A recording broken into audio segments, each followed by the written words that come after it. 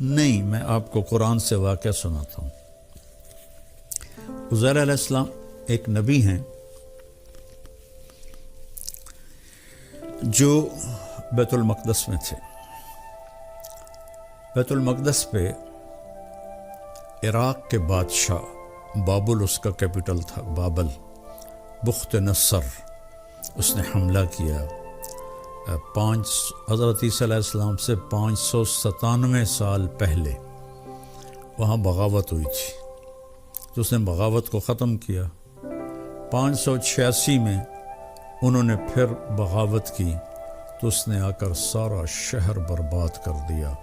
سلیمان علیہ السلام کا جو تھا وہ ہیکل، اس کو بھی آگ لگا دی، اور کتابوں کو آگ لگا دی، اس میں اصل بائبل وہ بھی جل گئی، اور پورے شہر میں خون بہا دیا، اور 80,000 یہودیوں کو قید کر کے وہ عراق لے گیا، اور اس میں اللہ کے نبی دانیال علیہ السلام بھی تھے۔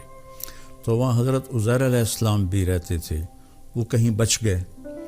تو وہ ایک دفعہ اپنے گدھے پہ سوار تھے اور اس کے قریب گزرے تو کہنے لگے انا یحیی ہذہ اللہ بعد موتہا،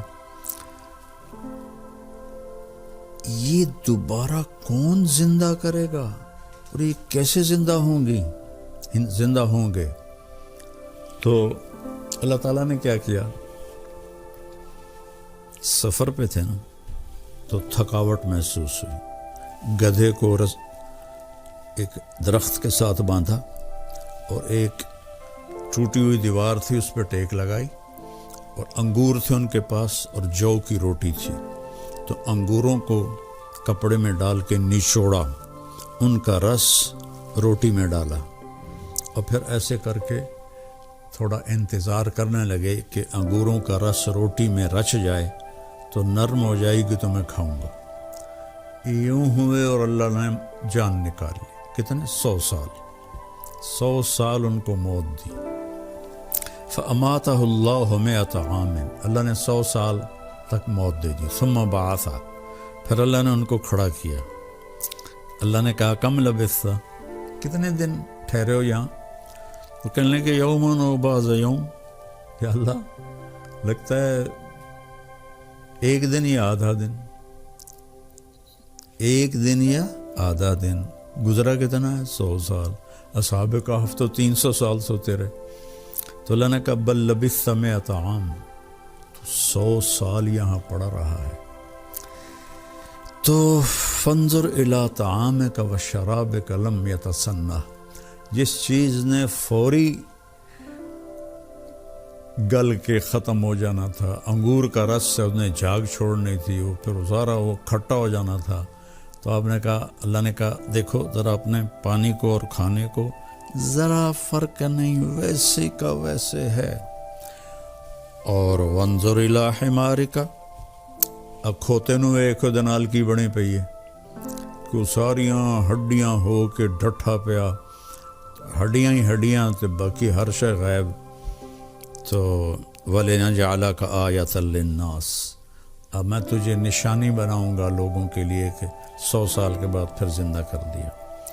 تو وانظر الی حمارک، کہ اپنے آپ کھوتے نو ویکھیں کہ کیف ننشزها ثم نکسوها لحما، کہ میں انہوں زندہ کیویں کرنا، تے دو تے گوشت تے بوٹی تے کھل تے پٹھے میں کیویں چڑھائینا، تیرے اگو کر دینا ویکھ۔